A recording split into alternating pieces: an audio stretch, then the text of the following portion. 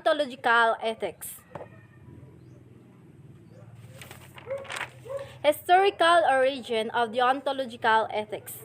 The historical origin of this particular moral theory can be traced back to the early beginning of human civilization, at the time when the word of chief or king or god or any other recognized authority for that matter was given unconditionally and without inhibition to appeal on the basis of consequences.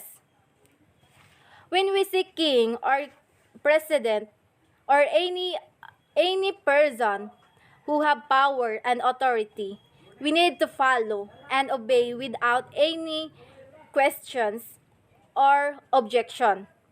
Dahil mas mataas yung katungkulan nila sa ating lipunan. And as a mamamayan, na kailangan nating sundin ang kanilang mga kautusan or patakaran. Halimbawa, si teacher, sinabi niyang magkakandak siya ng oral recitation. So, as a student, kailangan nating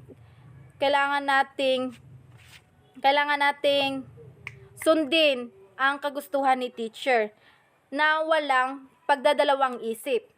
So, ang tanging magawa natin is mag-aral ng mabuti. Deontological, from the Greek root word din or dion, meaning to be obligated or simply duty.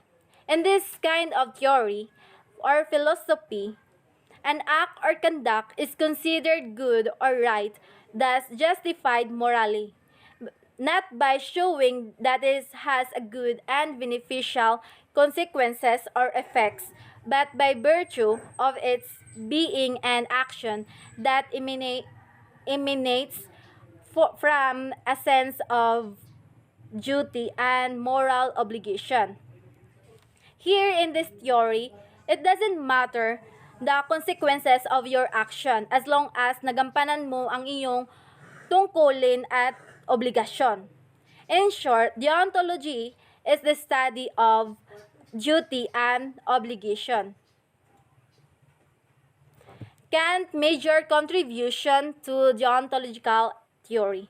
The great German philosopher Immanuel Kant, a philosopher whose remarkable contribution to the history of philosophical thought put him on the same level with the greatest of the greats among the world's foremost thinker. Kant is recognized as the most important philosopher who has ever lived. Kant is an avid defender of deontological theory.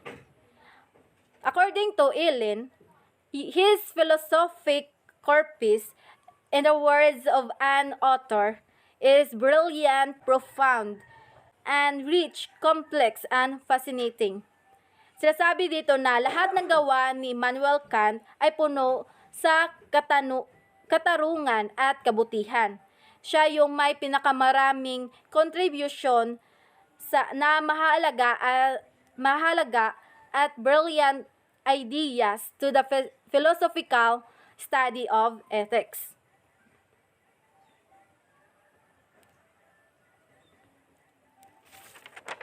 The goodwill, the heart of Kant's ethics.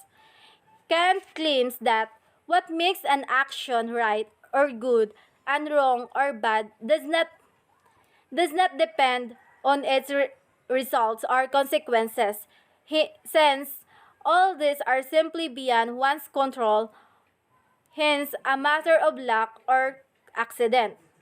Kadalasan, yung mga aksyon natin hindi natutugma ayon sa kagustuhan natin, kundi yung nangyayari ay kabaliktaran.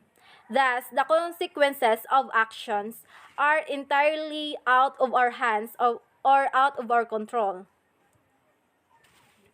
At the very utmost of his brilliant philosophy work, grounding for the metaphysics of morals, Kant writes, "Nothing can be called good without qualification except a good will.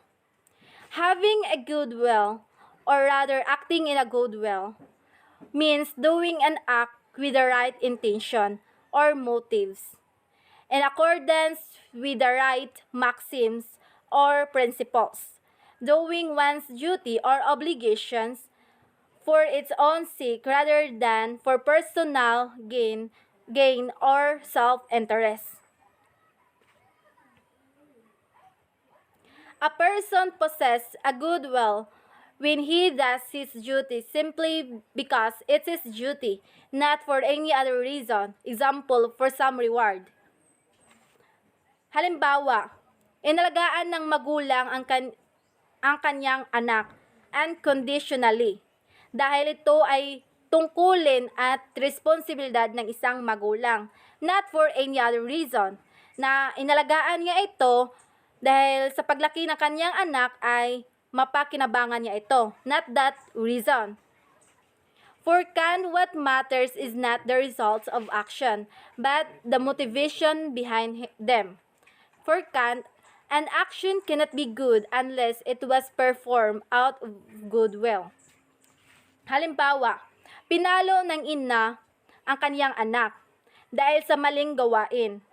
In order for the action to be good, the person's or the mother's inward motive must be good.